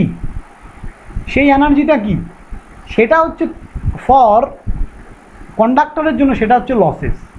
তার মানে একটা কন্ডাক্টরকে তুমি যতটা ইনপুট দাও পুরোটা আউটপুট হলে তাহলে এই কন্ডাক্টরের কাজ করার ক্ষমতা তো 100%। পৃথিবীতে এমন কোনো জিনিস নেই যার কাজ করার ক্ষমতা 100%, কথাটা বুঝলে? যার এফিসিয়েন্সি 100%। তার মানে কি মাঝখানে কিছু না কিছু লসেস তো হবেই, বুঝলে? মাঝখানে কিছু পরিমাণ লস হবে। So that is call resistance. যে কোনো তারের মধ্যে একটা প্রপার্টি থাকে, সেই তারটা কিছু পরিমাণ কারেন্ট ফ্লোকে বাধা দেয়। তার মানে তুমি যদি এই রেজিস্ট্যান্সের মধ্যে দিয়ে এইখান থেকে যদি 10 ভোল্ট অ্যাপ্লাই করো, এই আউটপুটে তুমি কি দেখতে পাবে যে 9 ভোল্ট পাচ্ছ। তার মানে কি করেছে, এই তারের মধ্যে কিছুটা ভোল্টেজ ড্রপ হয়েছে। কি বললাম, বোঝা গেল? এই তারের মধ্যে 1 ভোল্টেজ কে নষ্ট করে দিল? এই তারটাই নষ্ট করে দিল। হ্যাঁ, ওটাকে আমরা বলি losses, voltage drop. Voltage drop, ওইটা তো তোমার তারের লেন্থের উপর ডিপেন্ড করে। এক্স্যাক্টলি আসছি, ওখানেই আমি আসছি। এখানেই রেজিস্ট্যান্স পড়ানোর সময় ওগুলোই আসছি। তাহলে আমাকে একটা কথা বলো, তাহলে এইটুকু কি বুঝতে পারলে যে রেজিস্ট্যান্সটা অ্যাকচুয়ালি তার যে কোনো কন্ডাক্টরের মধ্যে হতে পারে? তুমি এক্সটার্নাল রেজিস্ট্যান্সও লাগাতে পারো, এইরকম বাজারে কিনতে পাওয়া যায়। এইরকম এই দুদিকে দুটো তার লাগানো থাকে, এটাকে এক্সটার্নাল রেজিস্ট্যান্স বলে। তুমি চাইছো যে বেশি পরিমাণ ভোল্টেজ কমাবে, কিন্তু যে কোনো তারের একটা ইন্টারনাল রেজিস্ট্যান্স থাকে। এইটুকু কি বোঝা গেল যে তুমি তুমি এক্সটার্নাল রেজিস্ট্যান্স না লাগালেও সে কিছু পরিমাণ ভোল্টেজ ড্রপ করবে? বলো। হ্যাঁ স্যার, লেন্থটা বেশি হলে এরকম। আমি ওদিকে আসছি না, আমাকে জাস্ট আগে বলো যে এইটুকু বুঝেছো কিনা যে তারের ইন্টারনাল রেজিস্ট্যান্স থাকে, ইয়েস অর নো? আমি লেন্থে আসছি। হ্যাঁ, প্রত্যেকটা conductor, each and every conductor কিছু না কিছু পরিমাণ কারেন্ট ফ্লোকে ও বাধা দেবেই। সো এইবার এই রেজিস্ট্যান্স তাহলে তুমি যখন এই যে সাপ্লাইটা দিয়েছো, এখানকার ভোল্টেজ ইকুয়াল টু যে এখান থেকে কারেন্ট ফ্লো হচ্ছে, তাহলে এখানে কনস্ট্যান্ট কোয়ান্টিটি কে? এই রেজিস্ট্যান্সটা কেন কনস্ট্যান্ট স্যার? এই রেজিস্ট্যান্স কেন চেঞ্জ হবে না? তার কারণ কি, এই রেজিস্ট্যান্সের ফর্মুলা হচ্ছে R equal to rho L by A. এই রেজিস্ট্যান্স ডিপেন্ড করে তারের লেন্থের ওপর এবং তারের ক্রস সেকশন এরিয়ার ওপর। তার মানে তারটা কতটা মোটা, ভালো করে বোঝো, তারটা কতটা মোটা এবং তারের লম্বাটা কত, এই দুটো জিনিসের ওপর ডিপেন্ড করে ওর রেজিস্ট্যান্স। তার মানে তোমার এই যে বাড়ির এটা ধরো সুইচ আর এটা ধরো এখানে ফ্যান লাগিয়েছো, তাহলে এই সুইচ আর ফ্যানের মধ্যে যে ডিস্টেন্স, মানে তারের যে ডিস্টেন্স, সেটা কি তুমি প্রতিদিন চেঞ্জ করি না আমরা? তুমি কি তারটা প্রতিদিন মোটা বা পাতলা লাগিয়ে দাও, যে সকালে পাতলা তার লাগালাম, রাতে মোটা তার লাগালাম? করি না, একবার লাগিয়ে রেখে দিলাম, ওটাই চলছে। তার মানে লেন্থ আর থিকনেস যদি কনস্ট্যান্ট হয়, তাহলে এই তারের রেজিস্ট্যান্স কী হবে? Constant. That's why voltage current যাই বাড়াও না কেন, রেজিস্ট্যান্স কি থাকবে? বলো, সেম থাকবে। দ্যাটস ওয়াই আমরা এখানে লিখেছি যে V equals to I into R. তাহলে এই আর ডিপেন্ড করে লেন্থ অ্যান্ড এরিয়ার ওপর। তার মানে দেখো এই লেন্থ, তাহলে এখান থেকে এই রিলেশন থেকে আমরা দেখতে পাচ্ছি, দেখো যে কোনো ইকুয়েশনকে তুমি এইরকমভাবে রিলেশন আকারে লিখতে পারো। R directly proportional to A, R inversely proportional to R directly proportional to L, R inversely proportional to A. এটাকে বলা হয় ইনভার্সলি প্রপোর্শনাল, এটাকে বলা হয় ডাইরেক্টলি প্রপোর্শনাল। সমানুপাতিক আর এটা কি ব্যস্তানুপাতিক। যে কোনো ইকুয়েশনকে তোমরা এইরকমভাবে ডিফাইন করতে পারো, ডিফাইন করা যায়। ঠিক আছে, 12-এর জিনিস ভুলে যাও, 12-এ এগুলো করা যেত না, এখন ইঞ্জিনিয়ারিংয়ে আসছো, এখন যাবে। ঠিক আছে, আমরা যে কোনো ইকুয়েশনকে এইভাবে আলাদা করে একটা পার্টকে, দেখো এই যে আর ওপরে আছে, এলও ওপরে আছে, তাহলে আমরা কি বাকি দুটোকে কনস্ট্যান্ট ধরে নিয়ে তাহলে কি করলাম, আর ডাইরেক্টলি প্রপোর্শনাল টু এল করে দিলাম। তাহলে এই রিলেশন থেকে কি বোঝাচ্ছে দেখো তো, এল বাড়লে আর কি হবে, বাড়বে না কমবে? বাড়বে। এল কমলে, তার মানে লেন্থ যদি বাড়ে তাহলে রেজিস্ট্যান্স বাড়বে, তাই তো? তাহলে ধরো কলকাতা থেকে তুমি শিলিগুড়িতে একটা ট্রান্সমিশন লাইন ইনস্টল করছো, যে কলকাতা থেকে তুমি শিলিগুড়ি পর্যন্ত কারেন্ট সাপ্লাই করবে, ওকে? তাহলে আমাকে একটা কথা বলো, তুমি দেখতে পাচ্ছ যে কলকাতা থেকে শিলিগুড়ির লেন্থ তো অনেক দূর, তার মানে রেজিস্ট্যান্স কি হবে? অনেকটা কমবে। কমবে। লেন্থ বাড়লে রেজিস্ট্যান্স বাড়বে। বাড়বে। এবার রেজিস্ট্যান্সের সঙ্গে কারেন্টের সম্পর্ক কি দেখো, এই যে এটাকে যদি আমি লিখি current equal to V by R লেখা যায়, এই সম্পর্কটাকে এটা লিখতে পারি তো? তাহলে এখান থেকে কি আমরা এটা লিখতে পারি, current inversely proportional two resistance?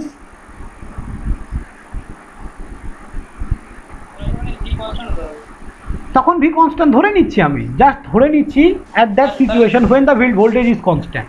তাহলে আমি এই ইকুয়েশনটা লিখতে পারি, তাহলে রেজিস্ট্যান্স যদি বেড়ে যায় কারেন্ট কি হবে, কমে যাবে। তাহলে লেন্থ বাড়লে রেজিস্ট্যান্স বাড়ছে, আর রেজিস্ট্যান্স বাড়লে কারেন্ট কি হচ্ছে, কারেন্ট কমে গেলে কোনো একটা বস্তুর আলটিমেট ওই ট্রান্সমিশন লাইনের কাজ করার ক্ষমতা কি হবে, কমে যাচ্ছে। মেন তো কারেন্ট ফ্লো, ও তো কারেন্ট ফ্লোই করতে পারছে না, কারণ কি এত বেশি বাধা, রেজিস্ট্যান্স মানে কি বাধা, এত বাধা বেশি হচ্ছে যে কারেন্ট কি হচ্ছে, কম ফ্লো করছে। তাহলে তুমি তখন কি করবে, শিলিগুড়িটাকে কি কলকাতার সামনে নিয়ে আসবে? পসিবল এটা? তাহলে কি স্যার শিলিগুড়ি থেকে কলকাতা পর্যন্ত ট্রান্সমিশন লাইন নেই? অবশ্যই আছে। ভোল্টেজ বাড়িয়ে বাড়িয়ে হাঁপিয়ে যাবে বাবা। দেখো, তাহলে আমরা আরেকটা জিনিস জানি যে স্যার আপনি তারটাকে একটু মোটা করে দিন, তারের যদি ক্রস সেকশন এরিয়া বাড়ে তাহলে রেজিস্ট্যান্স কি হয়, তার মানে এ মানে হচ্ছে এরিয়া অফ আ কন্ডাক্টর বা cross section area of a conductor. সবাই লিখে নাও, cross section area of a conductor. তার মানে আমি যদি এরিয়া বাড়িয়ে দিই, তারটাকে যদি মোটা তার করে দিই, রেজিস্ট্যান্স কি হবে, কমে যাবে। তাহলে রেজিস্ট্যান্স যদি কমে যায়, কারেন্ট কি হবে, বাড়বে স্যার। তাহলে আমার কি আর শিলিগুড়িকে কাছে আনার দরকার পড়লো না। Clear, concept clear? হ্যাঁ স্যার ক্লিয়ার। তাহলে আমি কেন মোটা তার লাগাই এখান থেকে শিলিগুড়ি পর্যন্ত ট্রান্সমিট করার জন্য? ট্রান্সমিশন লাইনগুলো অনেক মোটা মোটা হয়, দেখেছো তো, জি করে একটা শব্দ হয় না, গ্রাম এরিয়া যাদের বাড়ি তারা ফিল করেছো এটা, দেখবে ট্রান্সমিশন লাইনের নিচে দাঁড়ালে একটা ভু করে একটা শব্দ হয়, ওই শব্দটার নাম হচ্ছে করোনা লস। ডিউ টু corona loss the sound will created. এটা আবার ভেবো না করোনা 19 কোভিড-19 ভেবো না আবার। শব্দটা সৃষ্টি হচ্ছে কি হবে, আজকে সব শিখে গেলে তো মুশকিল ভাই। ঠিক আছে। দেখো, স্টেপ অনুযায়ী শিখছো, তাহলে তোমার বলো এখনো পর্যন্ত কোনো ডাউট আছে? না স্যার। তাহলে এটা ভালো হলো না বলো, আমি সবার আগে এসেই যদি রেজিস্ট্যান্স পড়াতাম তাহলে কিন্তু তোমার কন্ডাক্টর সম্বন্ধে আইডিয়া থাকতো না। কন্ডাক্টর সম্বন্ধে আইডিয়া না থাকলে কি করে ইলেকট্রন ফ্লো হয় সেই আইডিয়া হতো না, ইলেকট্রনকে কে ফ্লো করাচ্ছে সেই আইডিয়াটা হতো না। তার মানে আমরা স্টেপ অনুযায়ী সব কিছু শেখাটা বেটার, আই থিঙ্ক ক্লিয়ার, তাই তো? হ্যাঁ স্যার একদম শিখবো, সব শিখবো। আমি আমার ক্লাসকে সবসময় ইন্টারেস্টিং রাখি। দেখো 1.5 ঘন্টা ক্লাস হয়ে গেল, কলেজে 1.5 ঘন্টা ক্লাস করলে খুব বিরক্ত ফিল হয় না? ইস বিরক্তি, কখন ছাড়বে, ঘুম পেয়ে যায়, তাই না? একদম, দেখবে ইন্টারেস্ট পাবে। সো এবার বলো আমাকে, তাহলে রেজিস্ট্যান্স দুটো ফ্যাক্টরের উপর ডিপেন্ড করে, one is call L and another is call এ।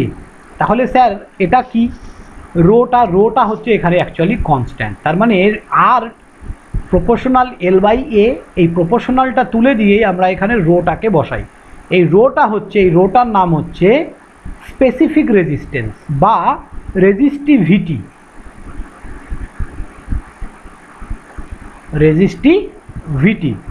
যে কোনো কনস্ট্যান্ট, হ্যাঁ কি বললে রোধাঙ্ক, ইয়েস, ঠিক আছে। আর ইংলিশে আমরা বলবো রেজিস্টিভিটি অর স্পেসিফিক রেজিস্ট্যান্স। আমার মাঝে মধ্যে ইংলিশে স্পেলিং একটু মিস্টেক হয়, হ্যাঁ দেখে নিও তোমরা, ঠিক আছে। সো কি বললাম আমি, স্পেসিফিক রেজিস্ট্যান্স। তাহলে মনে রাখবে যে কোনো কনস্ট্যান্টের ডেফিনেশন কি করে বার করা হয়, যে কোনো ধরনের কনস্ট্যান্টের ডেফিনেশন আমরা কি করে বের করি দেখো। তাহলে আমরা রো ইকুয়াল টু কী লিখতে পারি? এই রোটা অ্যাকচুয়ালি কী বলো তো, এই রোটা অ্যাকচুয়ালি মানে কারেন্টকে বাধা দেওয়ার ক্ষমতা, কতটা কারেন্টও বাধা দিতে পারছে তার ক্ষমতাকে রোধাঙ্ক বলা হয়। এবার এই রোধাঙ্ককে আমি মানে একটা ডেফিনেশন যদি লিখতে চাই কেমন করে লিখব দেখো, রেজিস্ট্যান্স কি, ক্রস সেকশন এরিয়া কি, লেন্থ কি সবাই জানো, বাট রোধাঙ্ক কি exact definition you don't know. So L equal to আমি লিখতে পারি দেখো তো আর ইন্টু এ বাই এল লিখতে পারি কি, এটা এই রোটাকে এখানে রেখে cross multiplication A into R divided by এল।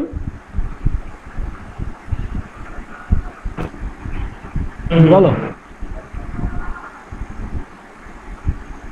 ওকে, যদি এটা আমি লিখতে পারি, যদি আমি এটা লিখতে পারি, এবার আমাকে একটা কথা বলো যে আমি যদি ধরে নিই যে এটা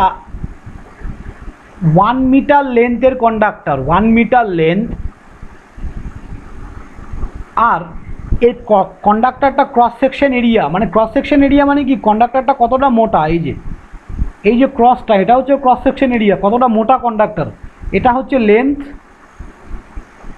এটা হচ্ছে লেন্থ, আর এটা হচ্ছে ক্রস সেকশন এরিয়া, রাইট, এটা হচ্ছে ক্রস সেকশন এরিয়া।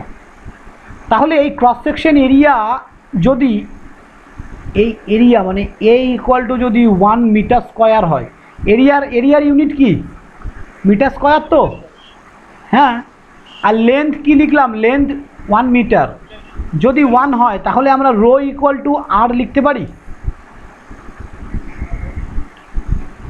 1 মিটার লেন্থের এবং 1 মিটার স্কোয়ার এরিয়ার যদি একটা কন্ডাক্টর নেই, মানে 1 মিটার লেন্থ মানে কতটা, ওই 2 হাত সমান, তাই তো, হ্যাঁ স্যার। এবং সেই কন্ডাক্টর মোটাটা কত হবে 1 মিটার স্কোয়ার, বোঝা যাচ্ছে। যদি একটা এইরকম কন্ডাক্টর আমরা নেই তাহলে আমরা কি বলতে পারি যে রো ইকুয়াল টু আর, বলো বলতে পারি। তাহলে এটা ডেফিনেশন কি লিখব, যে বাংলায় বলছি একদম ভালো করে শোনো, ডেফিনেশন কি বলবো, ডেফিনেশন বলবো যে যদি আমরা একটা 1 মিটার লেন্থের কন্ডাক্টর নেই এবং তার ক্রস সেকশন এরিয়া যদি 1 মিটার স্কোয়ার হয়, তাহলে সেই তারটা যে পরিমাণ রেজিস্ট্যান্স অফার করবে বা সেই তারটা যে পরিমাণ বাধা দেবে, দ্যাট ইজ কল রোধাঙ্ক। যে পরিমাণ বা তখন কি যদি এই কন্ডিশন দুটো স্যাটিসফাই হয়, এই দুটো যদি 1 হয়, রোধ ইকুয়াল টু রোধাঙ্ক হয়ে গেল তো, রোধ ইকুয়াল কি, বলো বলো বুঝেছো, হ্যাঁ। তার মানে কি বললাম, 1 মিটার লেন্থের কন্ডাক্টর এবং 1 মিটার ক্রস সেকশন এরিয়ার কন্ডাক্টর যদি এই দুটো পরিমাণ সমান হয়, তাহলে ওই কন্ডাক্টরটা যে পরিমাণ বাধা সৃষ্টি করবে সেটাই হচ্ছে তার রোধাঙ্ক। বোঝা গেল কি আমার কথাটা? পুরোপুরি ক্লিয়ার হলো না? তুমি জাস্ট ভাবো, তুমি দু হাতের একটা তার নিয়েছো, তোমার হাতটা দিয়ে 2 হাতের একটা তার নিয়েছো, ঠিক আছে, বলো বলো ইয়েস অর নো, বলো নিয়েছো, এবং সেই তারটা থিকনেস হচ্ছে, মানে এরিয়া হচ্ছে, থিকনেস ঠিক বলবো না, এরিয়া বলছি, সেই তারটার এরিয়া হচ্ছে 1 মিটার স্কোয়ার, তার মানে অনেকটাই মোটা, 1 মিটার স্কোয়ার মানে অনেকটাই, তাই না? তার মানে বুঝতে পারছো তারটা কেমন, একটু ক্লিয়ার হয়েছে? এবার ওই তারটা কতটা, ওই তারটা যতটা বাধা দেবে সেই বাধাটা কার ইকুয়াল হচ্ছে, এই রো এর ইকুয়াল হচ্ছে না?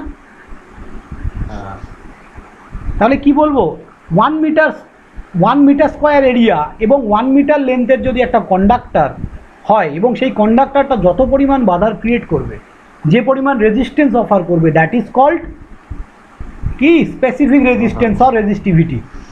ক্লিয়ার? হ্যাঁ।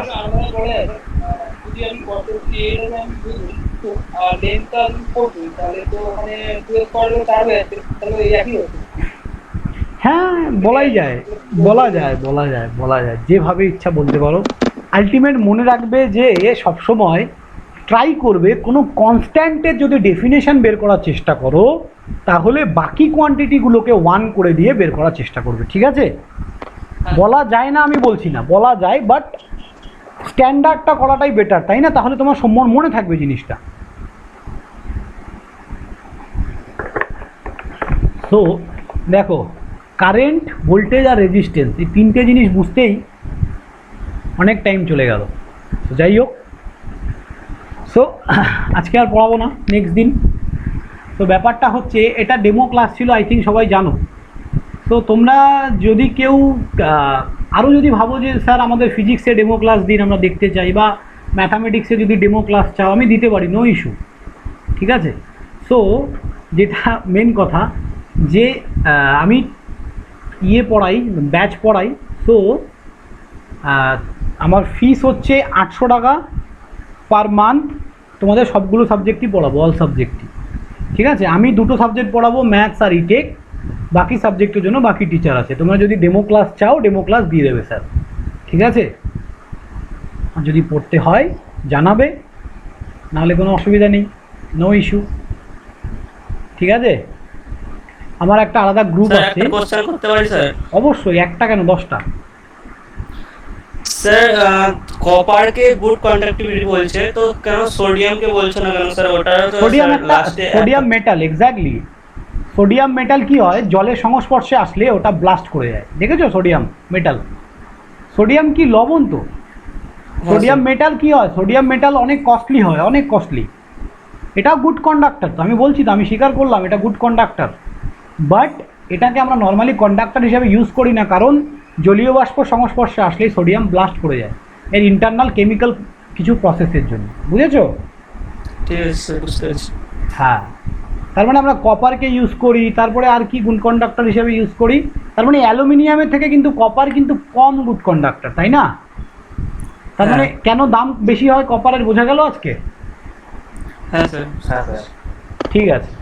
তো আই থিঙ্ক 800 টাকা পার মান্থ তোমাদের কি খুব বেশি লাগছে? স্যার বলছিলাম যে স্যার আপনার হোয়াটসঅ্যাপ নাম্বারটা আপনার পার্সোনাল নাম্বার তো? হ্যাঁ, এটাই আমার হোয়াটসঅ্যাপ নাম্বার। আমার একটা পার্সোনাল গ্রুপ আছে, আমি গ্রুপটা লিঙ্ক দিয়ে দেবো তোমাদের গ্রুপে। যারা পড়তে চাও, পেইড গ্রুপ, ওখানে অলরেডি স্টুডেন্ট আছে, এখনও শুরু হয়নি, ব্যাচটা শুরু হবে। আমি গ্রুপটা আবার শেয়ার করে দিচ্ছি লিঙ্ক। যারা পড়বে তারাই শুধু জয়েন করবে, বাকিরা জয়েন করো না, ঠিক আছে? তোমরা প্রত্যেকটা ক্লাস রেকর্ডেড পাবে, মানে এই যে ক্লাসগুলো হচ্ছে প্রত্যেকটা রেকর্ডেড পাবে। যদি কোনো ক্লাস মিস চলে যায়, ক্লাসটা তুমি আবার রেকর্ড ফর্মে সেমভাবে এইভাবেই দেখতে পারবে, যেভাবে এখানে আছে এইভাবেই দেখে নিতে পারবে। ক্লাসগুলো তোমরা চাইলে ডাউনলোডও করতে পারবে, অফলাইন দেখতে পারবে, অনলাইন দেখতে পারবে, হোয়াট এভার ইউ ডু, ঠিক আছে? সো আই থিঙ্ক তোমাদের ক্লাস, এমনি বলো ক্লাস কেমন লাগলো? পড়াশুনো তো পরের ব্যাপার, টাকা পয়সার ব্যাপার, তো ক্লাসটা খুব সুন্দর লেগেছে। ক্লাসগুলি ভালো লেগেছে। সো সবার আগে ম্যাথসের একটা ডেমো ভিডিও হয়ে গেছে অলরেডি, সেই ক্লাস লিঙ্কটা আমি আরেকবার শেয়ার করছি, তোমরা দেখো ম্যাথসটা বুঝতে পারছো কি না। যদি ফিজিক্স বা অন্য যে কোনো সাবজেক্ট তোমাদের দরকার হয় আমাকে বলো, আমি ডেমো ক্লাস অ্যারেঞ্জ করে দিচ্ছি, ঠিক আছে? আর যে কোনো রকমের ডেমো ক্লাস করে দেন। ফিজিক্সের একদিন অবশ্যই, তাহলে কাল পরশুর মধ্যেই করছি, ঠিক আছে? করে দিচ্ছি তোমাদের ফিজিক্সের ডেমো ক্লাস। এইবার তাহলে তোমরা আমাকে একটা অ্যাসুরেন্স দাও যে তোমরা যারা পড়বে তারাই কিন্তু গ্রুপটাতে জয়েন করো, হ্যাঁ প্লিজ। কারণ দেখো, মানে আমি পেইড স্টুডেন্টদের, দেখো ওদেরকে আমি যখন টাকা নিয়ে পড়াবো, এবার ওদের ভিডিওগুলো যদি পাবলিক হয়ে যায় জিনিসটা খারাপ হবে, তাই না? মানে একটা সবার মধ্যে লয়্যালটি থাকাটা দরকার, এটাই আর কি। আর আমার মধ্যে এই জিনিসটা খুব বাধে যে কেউ আমার গ্রুপে জয়েন করলো আমি তাকে রিমুভ করে দেবো, এটা আমার খুব খারাপ লাগে আর কি, বুঝতে পারলে? মানে অতটা আমি মানে অমানুষ নই আর কি, আমার নিজেরই বিবেকে বাধে। সো দ্যাটস ওয়াই আর কি রিকোয়েস্ট তোমাদের কাছে এটা, তোমরা আগে একটু ভেবে নাও যে তোমরা কমফোর্টেবল কি না, তারপরে জয়েন করবে, নো ইস্যু, ওকে? স্যার আপনি শুধু এই সাবজেক্টে পড়ান? না, দুটো পড়াবো, আমি ম্যাথামেটিক্স পড়াবো, ঠিক আছে? দুটো সাবজেক্ট পড়াবো আমি। একদম একদম একদম ফ্রি টু কলিং, আমার যেটা হোয়াটসঅ্যাপ নাম্বার ওটাই আমার কলিং নাম্বার, ঠিক আছে? আর আমি আমার পেইড ব্যাচের লিঙ্কটা তোমাদের দিয়ে দিচ্ছি। আগের দিনের ম্যাথসের ভিডিওটা তোমাদেরই করিয়েছিলাম, কিন্তু তোমরা হয়তো তখন গ্রুপে ছিলে না বলে করতে পারোনি, 5 জন 6 জন করেছি। হ্যাঁ স্যার দেখতে পারেন। হ্যাঁ, তো যাই হোক, ক্লাসটা দেখো, ম্যাথস কি বুঝতে পারছো। যদি আরেকদিন দরকার হয় আরেকদিন ম্যাথস ক্লাস দিয়ে দেবো, নো ইস্যু, ঠিক আছে। বাট আমি তোমাদের একটাই সাজেশান দেবো, অ্যাজ আর্লি অ্যাজ পসিবল ক্লাসটা স্টার্ট করো, জাস্ট বিকজ অফ তোমাদের কিন্তু উইথিন 3 মান্থসের মধ্যে এক্সাম হবে। অলরেডি আই থিঙ্ক তোমরা শুনেছো যে যারা সেকেন্ড ইয়ার থার্ড ইয়ার আছে ওদের কিন্তু এক্সাম আগস্টেই হবে, সো তোমাদের হয়তো সেপ্টেম্বরে হবে। সো সেপ্টেম্বর মানে আর হয়তো 3 মাসও পাবে না। সো ওই জন্যই স্পিডে ক্লাসটা স্টার্ট করো। আর কি বললাম, ফার্স্ট ইয়ারটা যদি ফাঁকি মেরে দাও, 1 মিনিট, ফার্স্ট ইয়ারটা যদি ফাঁকি মেরে দাও, জিলেটে গিয়ে কিন্তু এগুলো আবার তোমাকে ঘষে মেজে আবার পড়তে হবে, তাই না? সো আমি এখন থেকেই ভালোভাবে পড়বো স্যার, জিলেটটা যাতে আমি সেলফ প্রিপারেশন করতে পারি। আমিও জিলেটের জন্য পড়াই, আমার জিলেটের প্রচুর ফ্রি ভিডিও আছে, অলরেডি একটা কোর্স চলছে, পুরো ফ্রি কোর্স, ঠিক আছে। যদি তোমাদের কোনো দাদা দিদি থাকে দেখাতে পারো, আমার ইউটিউব চ্যানেল আছে, আমি চ্যানেলটার লিঙ্ক পাঠিয়ে দেবো, দেখবে। আর স্যার বলছিলাম যে এখন যে ক্লাসটা করেন এই ক্লাসটার ভিডিওটা পাওয়া যাবে? একদম একদম, এই দেখো, দেখবে, এই যে ভিডিওটা পুরো রেকর্ড হয়ে গেছে, এই যে আমি